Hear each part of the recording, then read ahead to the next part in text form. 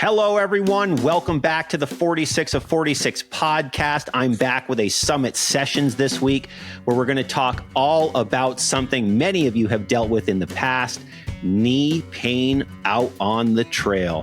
Today, I have one of my friends, Dr. John Kahl. He is a physical therapist who specializes in, wait for it, knee injuries and knee rehab. So he is here today to talk all things hiking and knees and how to get your knees strong so that you can have fantastic mountain adventures this summer, because we're all about to get out on the trail. The big summer adventure season's coming. So let's make sure our knees are strong. This is going to be a fun episode. Many of you have heard my podcast in the past where I had some knee problems out there in the woods. In case you haven't, it's the Nundigo Ridge episode. It was a rough day. Dr. John Kahl, welcome to the 46 of 46 podcast. How are you today? I'm doing well. Super excited to be here. Hello, everyone. Big thank you to James for having me come on the podcast to speak today about knees. And like James said, the summer's right around the corner. I think there's about 100 days or so, maybe just over 100 days before the official start of summer. So now's the time. Let's get to the bottom and let's just talk some knee injuries and knee orthopedic conditions and knee pain and all things knees today, just to make sure that we can get everyone back here on the trails, kicking butt when it comes summertime, so we can really enjoy the outdoors. Absolutely. I mean, the season's coming. It's going to be 50 degrees today up here in Lake Placid, which is amazing. Of course, tomorrow it's going to be back down to the teens, but that is what we do up here in the Adirondack Park. So you're from Long Island. You're a New York person as well. Give me a little background on yourself, just kind of like what you do in the outdoors. How'd you become a specialist for knees? And, we'll just kind of get a little bit of a background on yourself before we dive in. Yeah. So as you said, I'm from Long Island, New York. So the Adirondacks, while they are in my state, it's almost like a completely different planet, if you will, which is awesome, right? So it's definitely it's really cool that within the same state, you can have such a wide diversity of landscape and just lifestyles.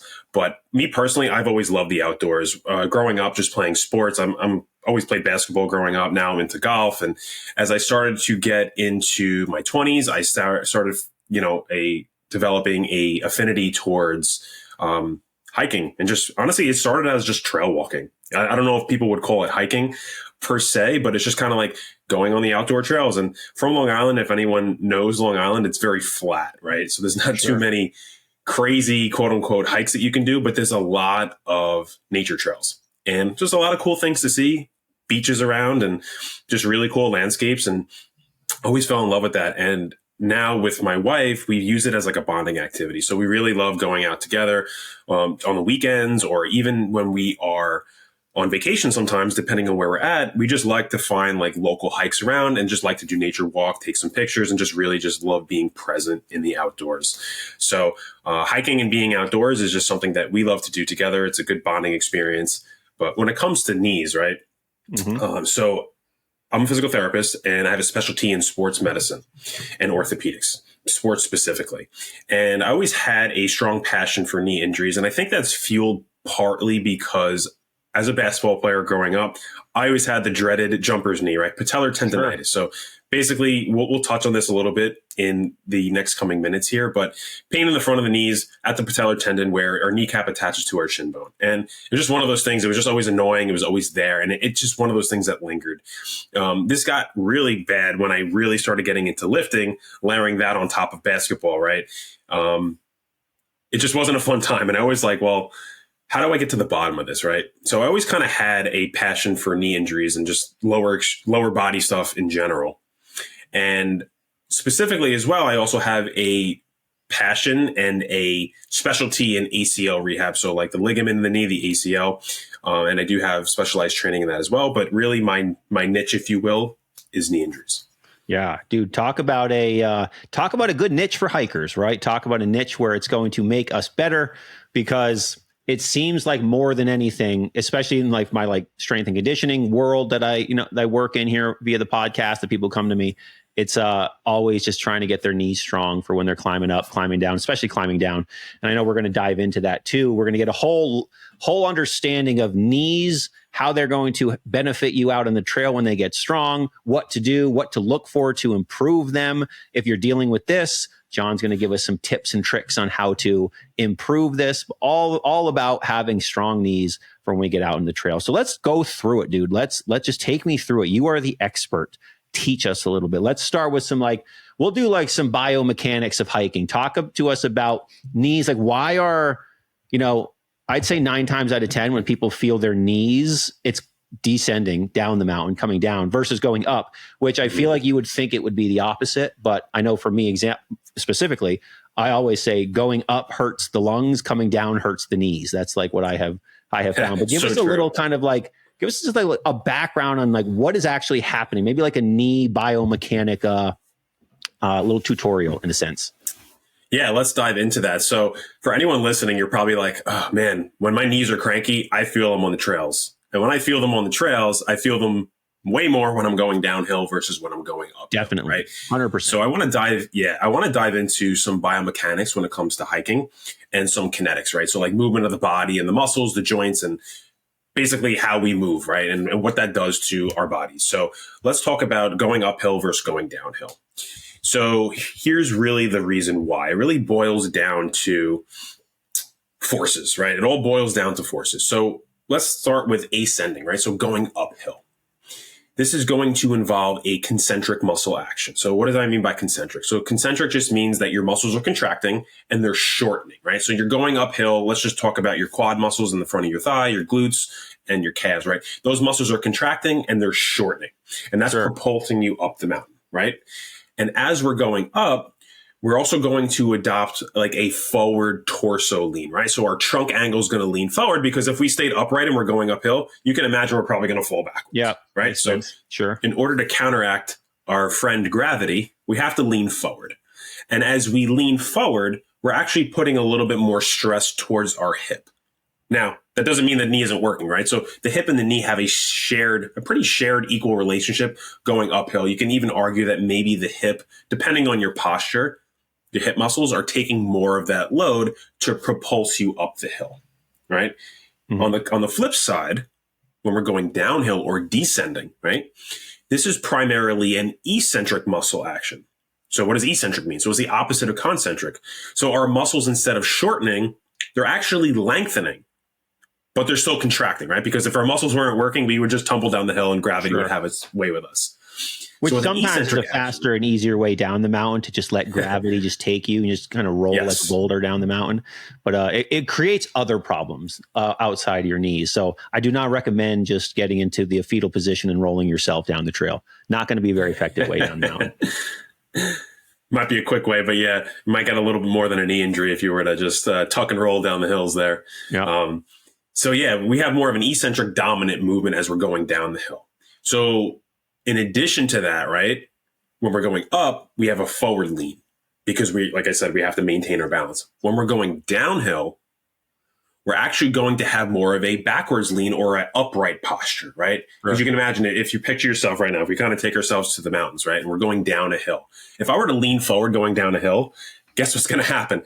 I might lose my footing and fall forward and do the tuck and roll against my will here. So in order to counteract that, to maintain balance, we have to keep a more upright posture or a more upright trunk, or even possibly a backwards lean a little bit, especially when we're talking about hiking with a backpack, because that's just adding an extra load that we have to control for, right? So what happens when we have a more upright torso or even a more of a backwards lean is that we're actually shifting that stress towards our knee and less towards our hip. Mm-hmm. Yeah. Okay. I could see that. Sure. Yeah. Your knee is kind of, that's actually, I guess when you think about it, that's really what's stopping your whole body at that point is everything's going to your knee joint. Makes perfect sense. Mm-hmm. Weird that I've never really thought about it in that regard, but yeah, that's what's stopping you completely. Yeah. And a common example too is let's just think about the last time you went up and down stairs, right? When you go upstairs, usually if you think about it, or you kind of wait, how did I do that? You usually lean forward a little bit more and you feel your hips working, you feel your knees working, right? When you're going down, it's it's a lot of knees and you're more upright, right? It's not as dramatic with stairs because it's not so much of a steep decline, but the principles are the same. Sure. So when you're on the mountain, it becomes even more amplified because now you have a very sharp descend depending on the grade that we're talking about here. Yeah, that makes perfect sense. So now when you're going down the mountain and you're like, what are some common pains that you hear from people? Because if you think about the knee, like you got the front of the knee, you got the side of the knee, you got behind the knee. In your line of work, where do you hear the pain happening the most? You probably hear all of it, but like give us a little bit about, what people may be experiencing depending on where they're feeling the pain, just like a kind of little run through. Yeah, so great question. So I want to touch on two main categories of, we'll call them injuries or orthopedic conditions, right? And the first category is going to be your more common one that you're going to see on the trail. And it's thrown around in like the community, but also like the medical literature. And it's called like quote unquote overuse injuries, right? Mm-hmm. I don't love the term overuse injuries for a couple reasons. The first one is that it kind of compares the human body to like a robot or a car, where it's like, oh, we get wear and tear, right? Mm-hmm. While there are some similarities, I don't love that analogy because the human body is unique and the human body can adapt. Sure. Cars can't, robots can't. Robots have parts, cars have parts, they wear out over time. The human body can adapt. We have an amazing ability as a living organism to get stronger, right? Which is, it's just so unique and it makes us vastly different. So instead of saying overuse injuries, I like to call these more underprepared injuries. And the way I like to think about this is through an analogy, right? So let's just say we have a cup, right? We have a cup and we put it under the sink and we turn on the faucet. Let's say our cup is, I don't know, yay big right now. The water coming out of the, let me backtrack a second. So the cup is going to represent our body's current capacity. We'll call it capacity, right? The ability to do work, the ability to hike, the ability for our joints to handle stress. We'll call it capacity. So let's say our cup is here. The water's coming out of the faucet. The water coming out of the faucet is going to represent forces, right? So we're going to talk about, muscle contractions, forces that we're dealing with in life when it's on the trails. But also, we're going to talk about things like training history. Are you someone who's routinely in the gym and you have a better training history, right? Are you someone who's been injured before, right? Are you someone that maybe has had more stress recently, maybe like with work or with family or whatever it is? These things are going to affect the rate of water flow because hiking is hiking. Sure. But we were humans, right? We live in a world that just doesn't involve hiking. And there's other environmental and social factors that can influence our body's ability to handle life. So that's going to be the contents pouring into the cup. Now, you can imagine at some point, as we're pouring into the cup, at some point that cup's going to overfill. And usually when that cup overfills and starts spilling over is when we've reached our capacity. So if our capacity is here, we start adding stressors. Say we had a rough, let's just say we had some stress at work. We're here. Then we don't have a ton of good sleep. We're not really in the best shape that we once were. And now we start getting on the trails and we're doing a hike that we haven't done in a long time. Sure. All of a sudden we start having this spillover, right? And that's when we start getting into trouble where your body starts hitting that pain signal. Okay. Now, pain isn't always necessarily saying something's damaged or wrong. It's just your body's alarm system saying like, hey, something's going on here and we're not quite comfortable with it. Okay. Okay. So John, what does this all mean, right? There's a couple ways we can go about this. And the first way would be to try to reduce or remedy some of the water going into the cup. So getting better sleep, managing your stress a little bit better, right? Training more in the longevity piece. Or we can get a bigger cup. So how do we get a bigger cup? Proper strength training. It's strong. Right. So proper strength training so that when we go on the trails, we're like, this is a piece of cake. My body is used to, squatting hundreds of pounds and we're used to carrying, trap bars and all different types of things. Like this is a piece of cake. A 20-pound backpack, no problem. I do this with, 75 pounds in the gym, right? Sure. So we can get a bigger cup. So I like to coin these injuries more towards the underprepared side rather than the overuse because we can be in control of this. And it's a pretty unique way of looking at it. No, it's a very unique way because when you think about the overuse thing that you are then, and I like the analogy that you're using because with this idea of overuse, you're saying that there is a ceiling when in reality, there isn't a ceiling. It's more looking at it from the other perspective, which is how big is your floor to build higher and higher, hence the bigger cup. I like that analogy very much. That speaks to me. That was a very interesting perspective that you shared with me with that analogy. I appreciate that a lot. It's glad that was useful, right? And it just shows our unique ability as humans and living organisms to get a bigger cup, right? Because with a car, you have your parts, the cup's going to stay the same. With humans, we can adapt and get stronger. We can get a bigger cup, which allows us to do these things. There we go. We can adapt, get bigger, get stronger, get a bigger cup. Something that the robots, the AI robots that are taking over the world can't do. Take that, robots. The humans are actually better than you. Only sometimes, though. But anyways. That's right. Only sometimes. So let's dive into a couple orthopedic conditions that you're commonly going to see as you're hiking. Right. So let's talk about the first one. This has got a funky name for it. It's called patellofemoral pain syndrome. Okay, what does that mean? So patella is your kneecap. Femoral is your femur, right? So patellofemoral joint is basically where your kneecap articulates with your thigh bone. So it's basically just referring to pain around the kneecap in general terms. So, so patellofemoral pain syndrome, generalized pain around the kneecap. So how does this present, right? This is often like diffuse in nature. So what do I mean? Versus like sharp and pinpoint, it's going to be a little bit more general. Like the front of my knees just generally hurt when I hike. They start getting a little cranky after mile 2. Or when I'm going downhill, my knees are pretty cranky in the front, right? And it's kind of just this general ache. With that being in mind, it can be a little bit more specific to a certain area of your knee, right? Mostly, and we're talking about the front of the knee here. So maybe it might be off to the side a little bit of the kneecap. Maybe it might be right on the kneecap, but it's usually right there in the front in some way, shape, or form, whether it's more diffuse, but sometimes a little bit more local or specific. So how does this show up, right? So like I said, it can show up on the trails for sure. You might notice after maybe a long hike and your knees are a little cranky, sitting for a while, you're like, the front of my knee is like tight. I got to just stretch it and move it. Or getting out of a chair, you're like, ooh, yeah, I'm stiff. This kind of hurts me here, right? Squatting is usually going to provoke this a little bit once your knees are quote unquote irritated, right? Especially as you get into like those deeper ranges, because this is as you squat deeper, you're actually putting a little bit more forces on the kneecap joint, right? So, and knee stiffness. So this is a very common one you're going to see on the trails, is this patellofemoral pain syndrome. Okay. The next one is going to be a little bit more specific. And this is what I alluded to earlier in the podcast. This is your patellar tendonitis.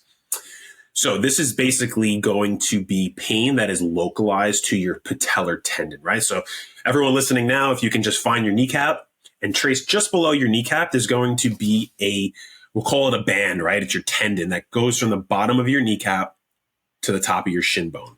And that's your patellar tendon, right? It's an extremely important tendon. It's basically the anchor of your quad muscle in your thigh to your shin bone. And this is how our quads can work, because it puts stress through the patellar tendon. The patellar tendon anchors to the shin bone. And this is how we can do things like squat and go upstairs and hike, right? And just live normal life.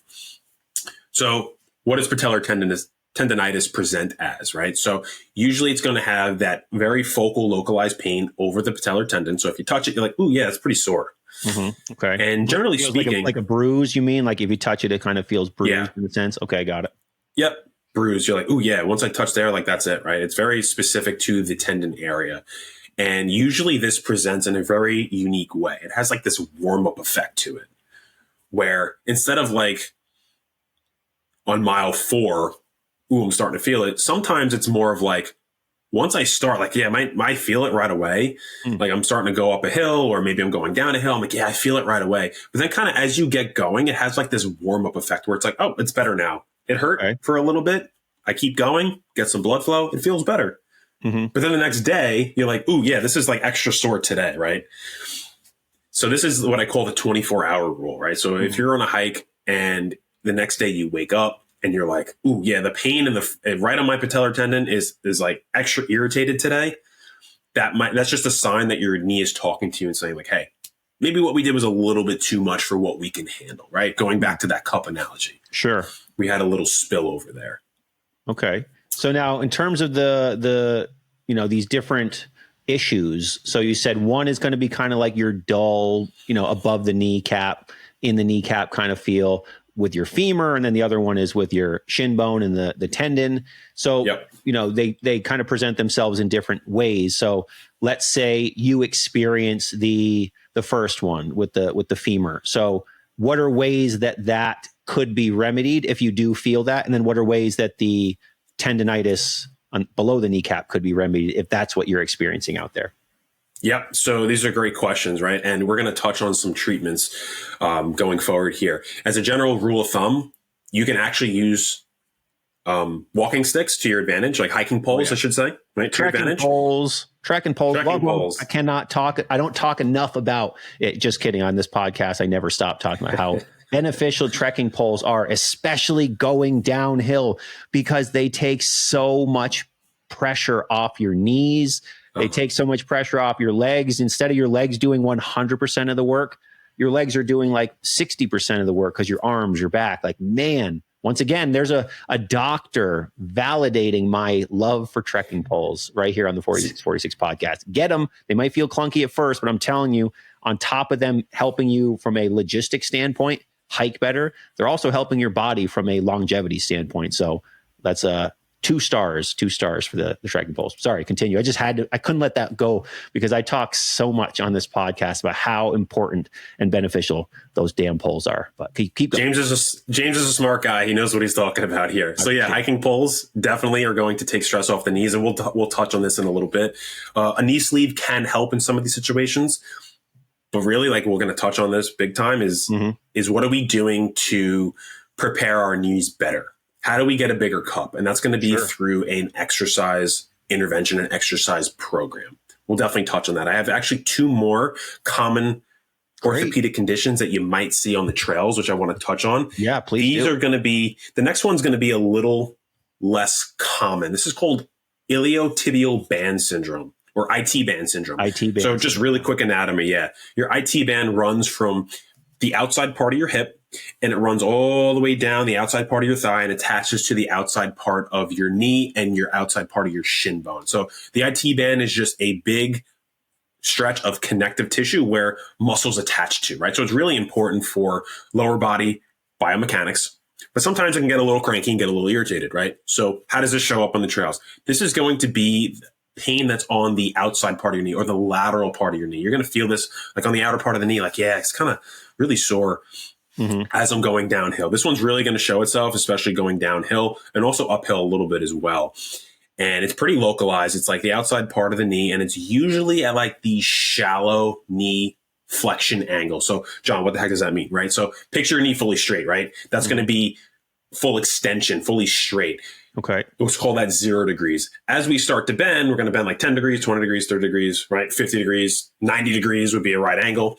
Usually this is going to show up more so like between like 20 to like 50 degrees of knee bend, right? So like those shallow knee bends, like picture yourself doing a squat, like that first like quarter squat range of motion is where you're going to feel this the most typically. Okay. Great. Good to know. And last but not least, in this non-traumatic category, these underprepared injuries or these overuse injuries, whatever you want to coin them. Underprepared, I like. Underprepared, dude. I like that so much better because it's showing again that you can become more prepared and you can get past this stuff. So underprepared. Absolutely. I'm team underprepared. Let's build that bigger cup. Love it. The last one here that you're commonly going to see is osteoarthritis.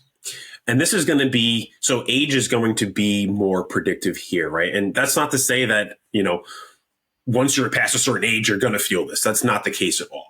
But if I'm looking at a teenager versus maybe an individual who's in their 60s, the individual in their 60s is going to have potentially the cause of their symptoms potentially is going to be more likely to be maybe osteoarthritis in nature. So it's basically arthritis of the joint.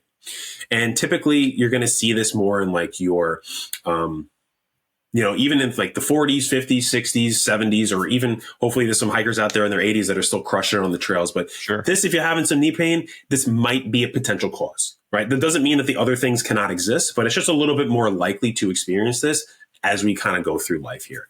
And how does this present? So usually osteoarthritis is going to be a general ache in like the joint itself. You might have a little bit more like what we call crepitus or like joint noise, cracking, popping, just like weird, strange noises in the joint. And it's going to be like a general diffuse pain. Sometimes it can be a little sharp. And generally how this presents, it's usually going to be worse in the mornings, right? You wake up, my knee is really, really stiff today. As I get going with some movement, I feel pretty good during the day. Not to say that you won't experience pain during the day, but generally it feels better during the day. And then at night, it starts to yell at you again. Okay. And usually this is characterized by soreness in the joint line. So like right kind of like in your knee crease in the front or even in the back potentially or on the sides, kind of where your tibia or your shin bone meets your femur or your thigh bone, kind of right at the joint line is where you can feel this. But like I said, age is going to be the big factor here. Got it. All right. So the knee, I tell you, for a joint that just kind of goes, up and down, up and down, up and down, very complicated, very complicated. Yeah. And there's so much to it, but I love it. Now, let me ask you something. So when you do feel, you hear sounds, like let's say you're squatting and you like hear that you have that, as you said, like crunchy knees, or you're out in the trail, you feel that crunchy knees, but you don't feel pain. Like you just hear it. Like, for example, when I'm squatting in the gym, my right knee specifically, like, it's crunchy, as it would sound, but I feel zero pain, like, ever. Yeah. So what is actually happening there? And is it bad? Is it obvious? I'm sure it's not probably ideal, but like, give us a little understanding of that for those who experience it. Yeah. So this is a great question. And I have really good news for everyone here. Now, this isn't a blanket statement, but joint noise is very normal. Okay. And in most cases, it can actually be a sign of like a healthy joint. For example, you might experience different things, like different sensations, right? So it might be something as simple as like a knuckle crack, but in your knee, right? Again, that's not bad. Although there's a lot of myths out there that are saying like, oh, that's bad for you. It's actually not. The key here is like, do you have symptoms associated with the noise?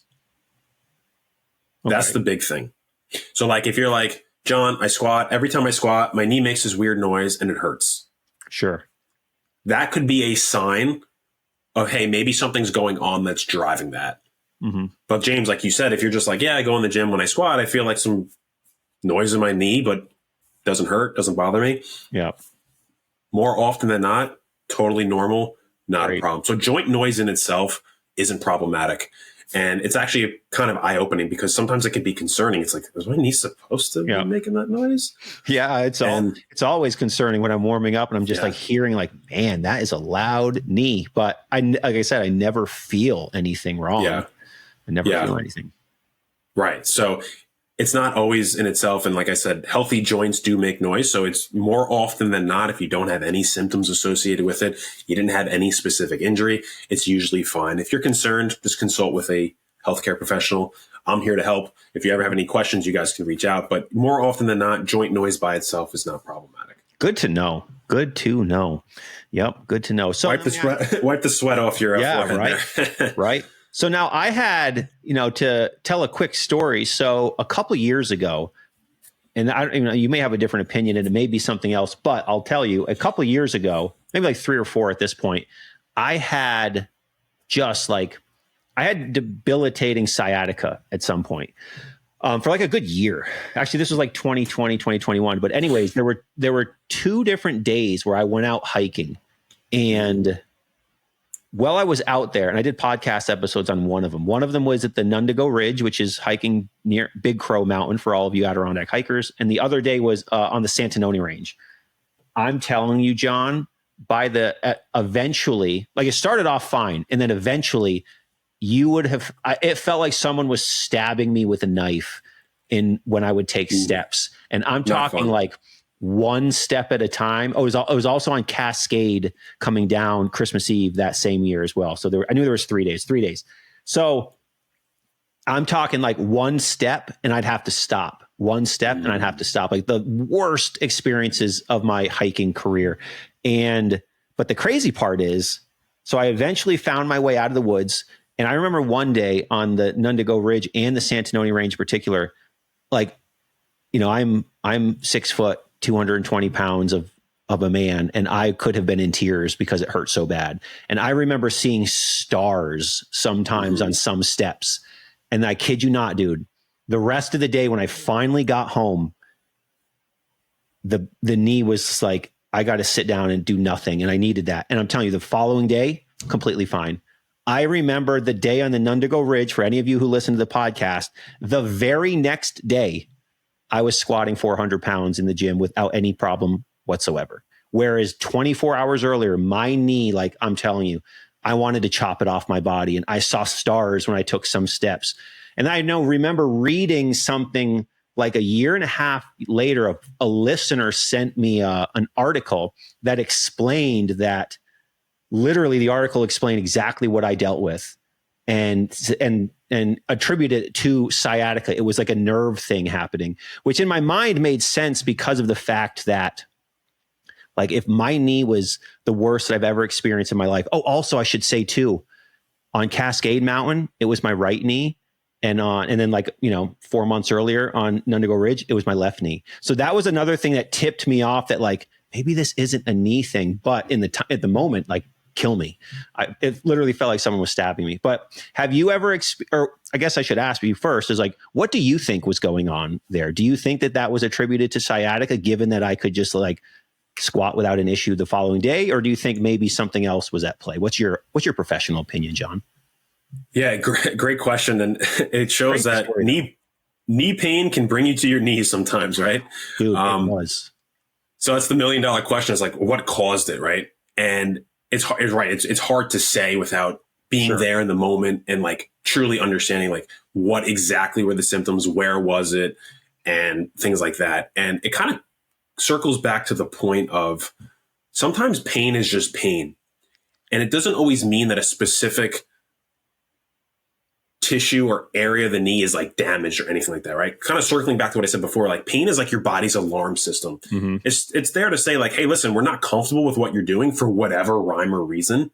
It doesn't always mean that something is necessarily damaged or wrong. So it's hard to say, right? But the cool thing is, like, if you were actually injured on the trails that day, mm-hmm. and you had specific tissue injury in your knee, chances of you squatting the next day probably wouldn't be happening. Yeah. And that's why it was so crazy to my brain. I was like, literally yesterday, I could have been in tears seeing stars. I mean, it took me a hike that would take like 40 minutes, took me like 4 hours because of, like I said, like one step at a time. I'd see stars sometimes, coming down Cascade Mountain would take me normally like, I don't know, 45 minutes to an hour. I think it took me like 3 hours that day to get down, just so bad. And then, the next day, just that happened yesterday. That was only yesterday that I was dealing with that. So that, and the fact that it was different knees again, was what was so bizarre about it. But when I finally realized, or, read that article, I was like, that's fascinating. So it was like a referred pain. So I think that goes again to show that maybe the knee pain isn't always because of the knee. Yep. Obviously, that's another thing too. The body is tricky. The body is complex, right? So like you said, James, like pain stemming from the source of the symptoms might be coming from your back or your lumbar spine, but it could be showing itself in the legs, which is definitely possible, which kind of just throws a wrench into all this stuff. Yeah. But that's why it's important. If you're not sure and something is just interfering with your life and it's really starting to just raise some flags for you, just get it checked out by a medical professional 100%. Because there might be something that's going on that, again, maybe you don't know of because, again, you're not in that field, right? So that's kind of like what we're here for, is to give you that guidance. Absolutely. If you got knee pain, go hit up someone like John who can actually help you and know what the heck they're talking about. So speaking of that, let's give us some ideas for so if you're dealing with these things, what are some prehab or at home things that you could do to kind of help yourself along? Yeah. So let's talk about some treatments here, and let's talk about what we can do in the interim. So let's say you're on the trails and all of a sudden your knee starts hurting, or it's been maybe an issue you've been dealing with for some time, and you have a hike coming up next weekend, right? So what can we do to make the hike more enjoyable and not miserable, right? Yep. So hiking poles or trekking poles are going to be one of them because, as James said, they reduce stress on the knees. Big time. Especially when you're going downhill, is like when we talked about, right? When you're going downhill is when you're going to have more stress on your knees because your knees have to just do more work. Having those poles allows your upper bodies to take a portion of your body weight off. Mm-hmm. So you're sharing stress between your knee and your upper body, which is a great way to offload the knee and take some stress off. Yeah. Another thing that trekking poles do is that they create a more forward lean posture. So remember earlier in the podcast when I was saying as you're going uphill, we have a little bit more forward lean to maintain our balance. And as we lean forward, we're getting the hip muscles involved more, which puts a little bit more load sharing between the hip and the knee. Again, reducing the amount of work the knees have to do by themselves. So trekking poles are actually going to encourage you to lean forward a little bit more, which is going to shift stress from the knees more towards the hips. I love it. So trekking poles are a great option. Another option you can do for I want relief like now so I can complete this hike or I can, enjoy myself in the next couple of days is a knee sleeve, right? So sometimes having some compression around the joint can feel good. It keeps the knees warm. The compression can be pain relieving in some aspects. Now, this is kind of like go by feel thing, right? So like if you put on a sleeve and you're like, this feels great, home run, use it. If you put it on, you're like, as I'm using this, like, my knee is not feeling too great. Sometimes with like that patellofemoral pain syndrome, the long word for the pain in the front of the kneecap, right? Sometimes extra compression on the knee can actually be a little irritating. So if that's the case, I wouldn't wear a sleeve. Just go with how you feel. But knee sleeves can be a nice way to just kind of get you through a hike and really just take away some of those symptoms early on. Yeah, sure. And I'll mention to everyone, like knee sleeves, you just look on Google, you'll find a million different companies that make knee sleeves that make them out of neoprene. They make them out of, other materials. Personally, I get mine at a website called strengthshop.com. They've served me well. In fact, I have a black knee sleeve that stays in my backpack at all times, literally since that day on the Nundago Ridge on Big Crow Mountain. So I have used them many times, and yeah, they just provide a warmth and a little bit of compression on your knees. And as you're hiking too, you'll probably once you have that warmth on your knees, you'll say, man, I wish my knees always felt like this. I wish I always could wear this knee sleeve here, because they do really help in my experience, especially if you're in the gym. But again, I have it in my backpack for this exact reason that you're talking about. So very good. Very good.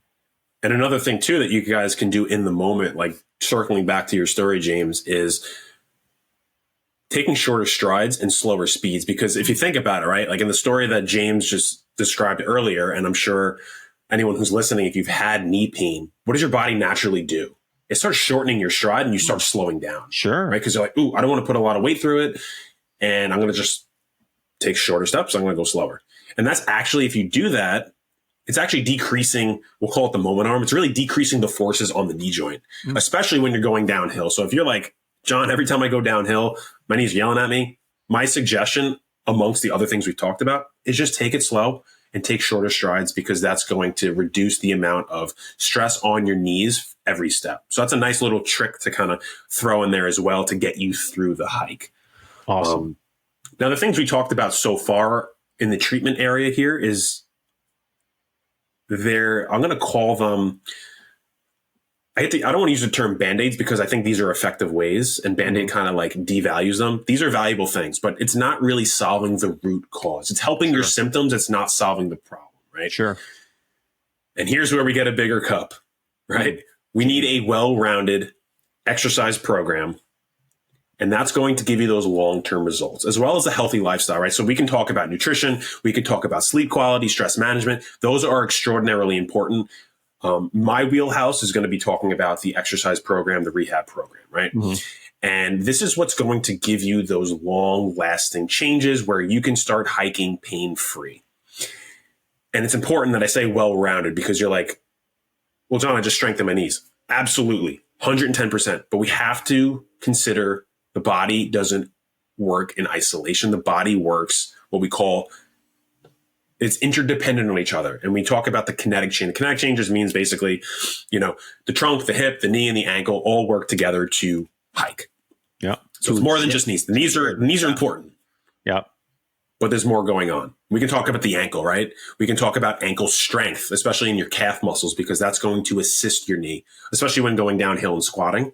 Sure. Calf strength, right? Calf strength, calf endurance, ankle range of motion, especially into what we call dorsiflexion. So basically when you're squatting, you're going into ankle dorsiflexion. When you're walking and you're trying to like step over like a rock on a trail, you're dorsiflexing your ankle. You're basically pulling your toes. The gap between your toes, the top of your foot and your toes to your shin is closing, right? So that's called dorsiflexion. We need enough motion there, because if we don't have enough ankle motion, the knee's going to have to do more work. Sure. Yeah. And then if we look at the hip, right? Glutes are really, everything's important. All the muscles are important, but the glutes are going to be the big players here, because the glutes control your thigh bone. Your thigh bone is the top of your knee bone. So if the glutes aren't pulling their share of the load, guess what? The knee's the middleman, and the knee is going to start working overtime if the ankle and the hip aren't doing their job. So the knee is like the middleman, and it usually takes a lot of the brunt of loading if other workers in the factory aren't pulling their weight, if that makes any sense. Yeah, no, absolutely. And then you make a good point with having like a well-structured plan that's strengthening everything for that reason, because everything works together to be successful, especially when you're out on the trail. Like your whole body's working. Like it is not just your legs doing the work, your glutes, your arms, your back, your core, like everything's working together. So it's a good point you bring up, the fact that the knees end up taking the brunt of someone else not doing its job, whether it's your hips or your ankles, because when you think about it, like your knee bends up and down. It's not supposed to turn to the side. It's not supposed to do that. It's supposed to bend up and down. So again, like you said, if your hip isn't working properly, things aren't good there, your ankle, like it's going to have to do more. So all the more reason to keep everything functioning properly and everything strong, not just focusing solely on the knee. It's a very, very valid point you bring up. Exactly. And when I'm designing rehab program for my clients, it's not just the knee. Like I'm looking globally. Sure. I'm looking at what does your core look like? What does your hip look like? What does your ankle look like? What does your knee look like? We're looking at things, range of motion. We're looking at strength. We're looking at endurance. We're also looking at stability, right? So all these pieces of the puzzle are important, right? Yeah. So it's definitely a major part in a quality rehab program is to look at all those things. At the same token, let's say you go through a rehab program, your knees are feeling pretty darn good. I cannot stress the importance of a quality strength and conditioning program to make sure that those changes stick and that you have strong knees for life. Mm-hmm. So once you do your paces and say you work with a rehab professional, your knees are feeling good, we need to make sure that we're maintaining and also getting better. Yeah, because absolutely. A quality strength and conditioning program is something that is going to make sure you're not only for your joints, right? It's going to make sure your joints are super healthy, but it's just going to give you a bigger cup for life, not on the mountains, just for life, right? And this is where James comes in and does an absolute killer job of not only just zeroing in on like, let's just strengthen your knees for the trails. No, it's like, let's strengthen the whole body. And anyone who listens to this podcast and follows James on social media, you see that he's moving some, he's not just squatting, he's deadlifting, he's lunging, he's doing step ups, he's carrying a trap bar loaded with weights through the snow. He's doing everything and addressing all facets of a quality strength and conditioning program. And that is so valuable. Well, I appreciate that. Everything's got to be strong, right? Like if we just focus on one thing, then we're going to miss out on the body working together like you were just talking about. I love it. So now if you are dealing with, from what it sounds like, so like if you're dealing with knee pain, you need a rehab program first. Someone like yourself would, facilitate a rehab program. Then from there, it's like, okay, now that your knee is back, things are good. Now you have to strengthen everything. And then from there, that's where the longevity is going to come from, by doing the two things. So it sounds like Absolutely. if you are experiencing knee pain, it's probably worth getting that fixed first and then jumping into the next thing, or that's the order of business that you would recommend. Yes. But the cool thing here is that they can exist simultaneously together, because sure. A good physical therapist and rehab provider should have open communications with a strength conditioning coach and a trainer. Sure. Because because maybe your knees aren't happy right now, right? Doesn't mean you can't work your upper body. Doesn't mean you can't work in conditioning. Doesn't mean you can't work your core. Doesn't mean you can't modify lower body lifts to keep getting stronger. Sure. So it's important that we're a team, right? Your rehab provider and your trainer are a team, and they should work together. So they can exist together, which is nice. Sure. No, I love it. So, for those that don't know, John works online. He works with people all over the country, getting their knees strong, rehabbing their knees from injuries, ACL. I know you worked with tons of hikers, skiers, athletes, etc. Yep. So what would you say are in your experience, like, I don't know, let's say you had to give your 5 best exercises for knee strength. Like, what are you like? What are your kind of go-tos in that regard? And there's obviously no wrong answer, but what do you like? Yeah, it's a great question. It's hard to pin them down, right? But I always go the well-rounded approach. So we want to make sure that we have balance, right? And we want to make sure that we're doing the things that check the most boxes. So I always look at it from, what is this exercise? What is the goal of this exercise, right? Mm-hmm. Is it hip and knee extension strength, like a squat or a leg press or a lunge? Mm-hmm. Is it going to be a hip and knee hinge type movement where we're maybe doing something like a deadlift, a Romanian deadlift, right? A 45 degree hyperextension, something like that. Is it going to be more of a knee flexion based exercise, hamstring curls, Nordic hamstrings, things like that? Is it going to be more of an ankle strengthening exercise, right? So we're kind of just breaking down like, what are these exercises? What's the goal of these exercises? So it's hard to say, but if I had to pick 5, I'm going to just look at the movement patterns. I want to make sure that we're doing some form of a squat pattern. Mm-hmm. We're doing some form of a split stance pattern. So like split squats or single leg press or a step down or a step up, right? That kind of falls in that bucket. We're doing some sort of a lower body hinge, a Romanian deadlift, a regular deadlift, a trap bar deadlift, a 45 degree back extension. We're doing something for the ankle, something as simple as like a weighted calf raises or kind of different variations where we're putting more stress through the foot and the ankle. Mm-hmm. And also I like to do, I'm a big fan of isolation work when it comes to getting knees healthy, because if your knees are not happy, right, your body is a master compensator and it's going to do whatever it can to take stress off of your knee, because it's like, whoa, we don't want to, the knee's hot. Let's leave it alone. So whether you're squatting, leg pressing, lunging, step ups, your body's going to actually shift its weight towards your hip.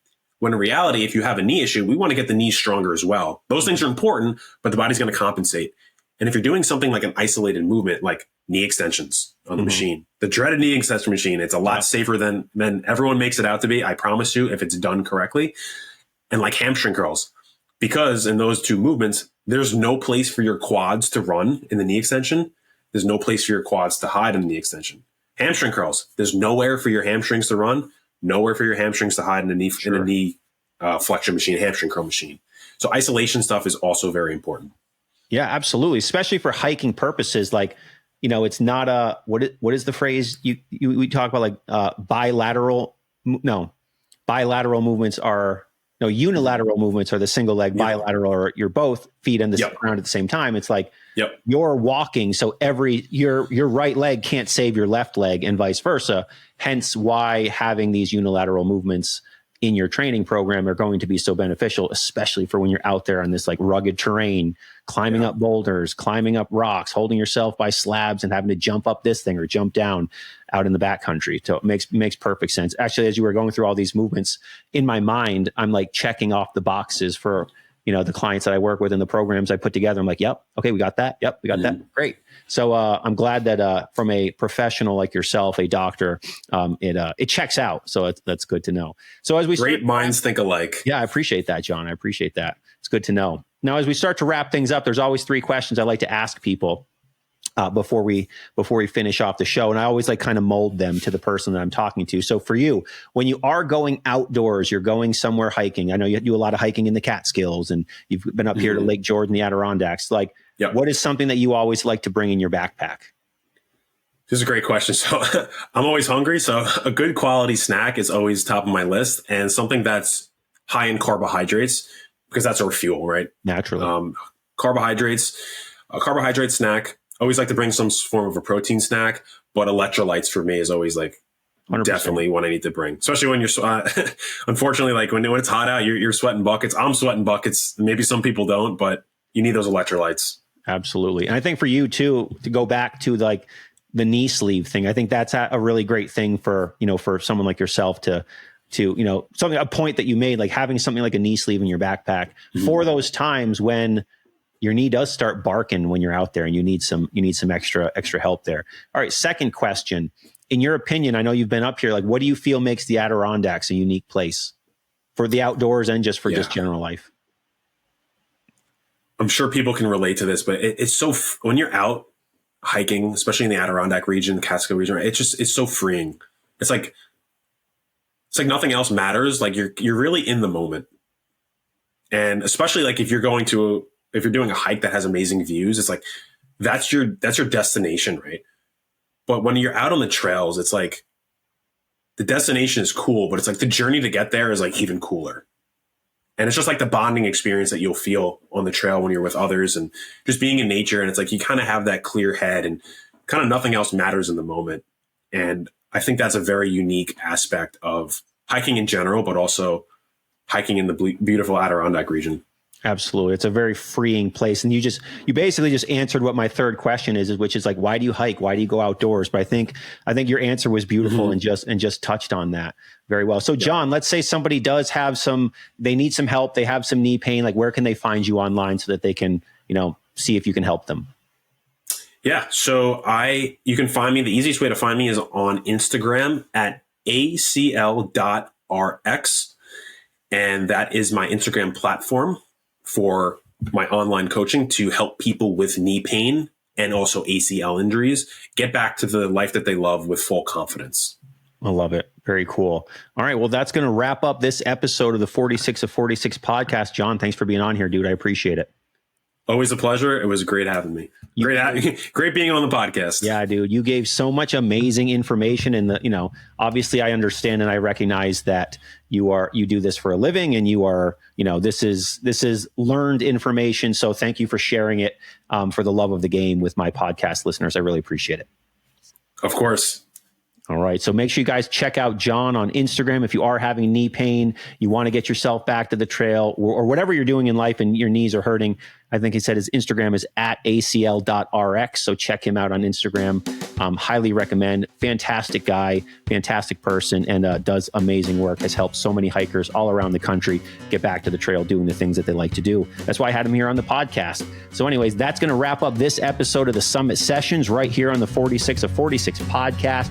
Head over to 46outdoors.com for more information about things I can offer you to help you have safe and successful and strong mountain adventures in the Adirondacks and beyond. That's going to wrap up this episode. Remember to always leave no trace, do the rock walk, and if you carry it in, carry it out. I'll see you on the trails, everybody.